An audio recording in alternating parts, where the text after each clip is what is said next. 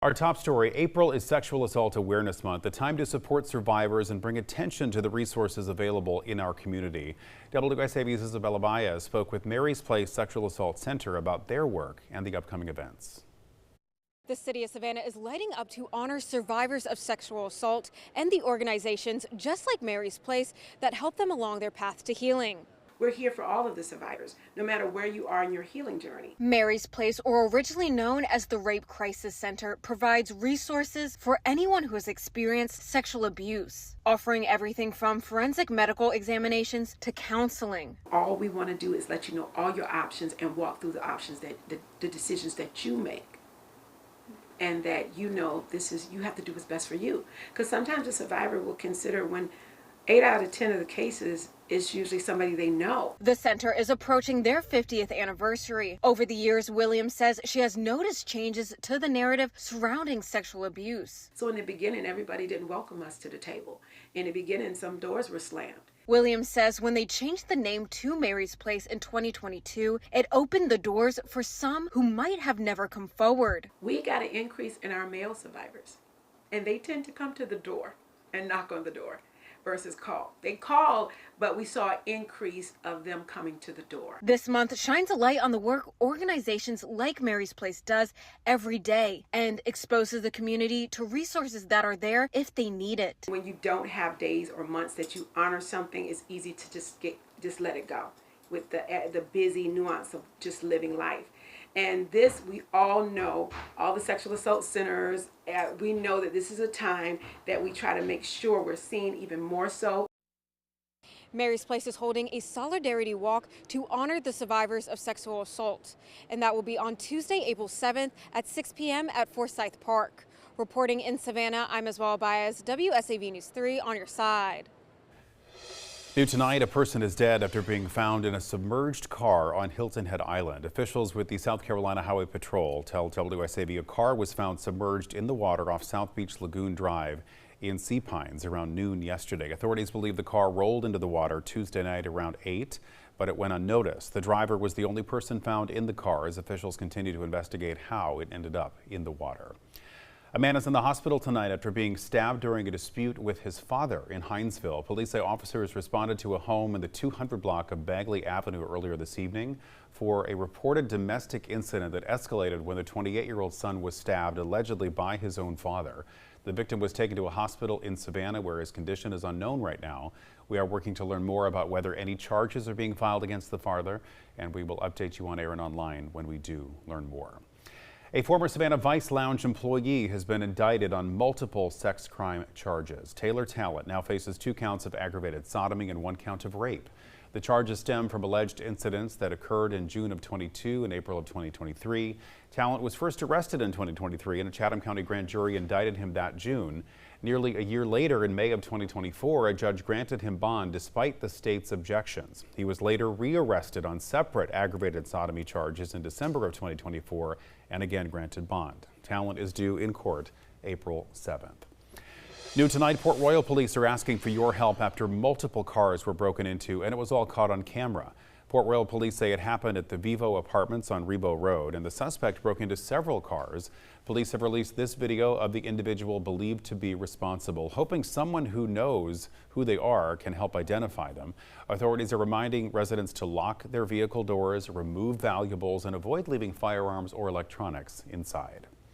A Savannah FedEx facility is set to close its doors this summer, impacting more than 100 workers. The location on Nicholson Drive will shut down June 1st as part of FedEx's Network 2.0 plan. That's what the company officials have been calling a long-term effort to streamline operations and improve efficiency. FedEx says some workers may be relocated to other facilities while others could be laid off. FedEx says customers should not expect any delays in service and a drop-off site in Pooler on Coleman Parkway will remain open. Tybee Island leaders are finalizing plans for a major spring event expected to draw large crowds to the beach. The festival, now rebranded as Crush Reloaded, has prompted city officials to roll out extensive preparations focused on public safety and crowd management. WSAV's Jolene Coles has a closer look at those preparations. Crush Reloaded Beach Music Festival will soon take over the beaches behind me. But first, city leaders are laying ground rules and showing residents their plans to ensure a fun and safe event. This is the only event that's permitted on Tybee Island.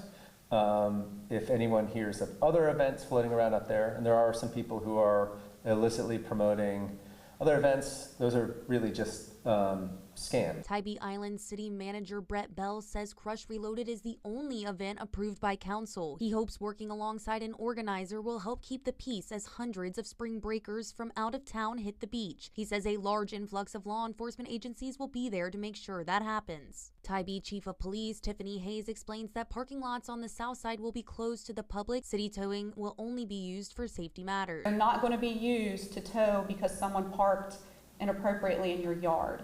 So if that's a concern of yours, if you're a business owner, you need to go ahead and secure a tow company. Residents will start seeing road closures on April 17th with bicycle barricades blocking off an emergency lane and to protect residential houses. Leaders say returning event organizer Stephen Smalls is required to provide security in the festival area, a second ambulance, and cleanup after the event. Resident Gary Martin says this event has felt like a roller coaster year to year. WSAV has reported in the past the event has brought violence, snarled traffic, and complaints from island residents. They're hopeful for a repeat of 2025 when the event went off without any problems. I'm glad to hear that this sounds new, that Atlantic is going to deploy more places to put the trash and everything. So I'm happy to hear that. I mean, overall, I'm very pleased. Leaders say Tybee Island's public information officer will be on duty to provide updates on social media throughout the event. Reporting on Tybee Island, Jillian Coles, WSAV News 3. On your side. A beloved Garden City barbecue spot is trying to recover from a devastating fire. Sunday's fire tore through part of the building, damaging the wooden porch, a hair salon, an apartment. Areas that weren't burned, such as the restaurant, still remain closed, though, because the building is condemned. Despite the damage, Tammy Woodward says her priority has been the people around her, making sure that they can keep working while she figures out what comes next. No emotions really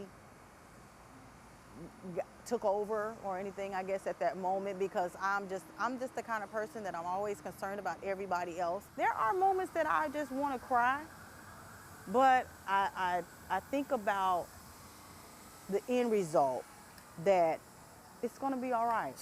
It's going to be all right. The business has its own GoFundMe account accepting help during this rebuilding process. We have those details at WSAV.com. The Savannah Police Department headquarters downtown has officially reopened after a 3-year renovation. The $13.5 million project included upgrades designed to help officers fight crime more efficiently. Mayor Johnson says the building has served many generations of officers, so it was due for an upgrade. City officials report that the headquarters was repainted, new flooring was installed, elevators were modernized, and ramps were added to make the building fully ADA accessible. Chief Lenny Gunther says he's excited to return to the building he calls home. It's the best police department in our nation, and to be the best, you have to have the best. And our city invested a lot of money into this building to ensure that we have the best workplace.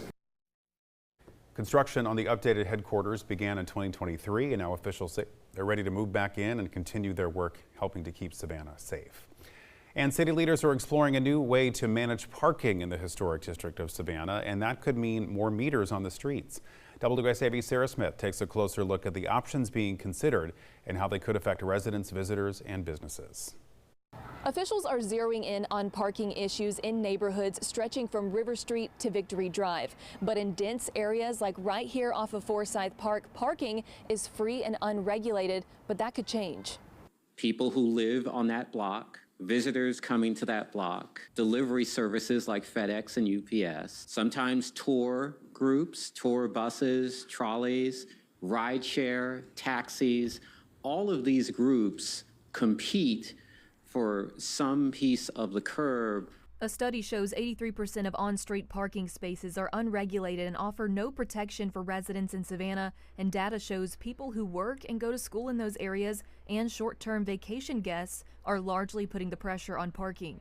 Officials believe they may have a solution. City Manager Jay Melders says parking meters protect people who live in historic neighborhoods and could encourage people to use city parking garages. The areas with the largest spike in utilization and need for regulation include Forsyth Park and the Starland District. The plan still has to go in front of council to formally adopt it and make any ordinance changes. In areas where paid parking is implemented, the city discussed expanding their residential decal program. Reporting in Savannah, I'm Sarah Smith, WSAV News 3, on your side.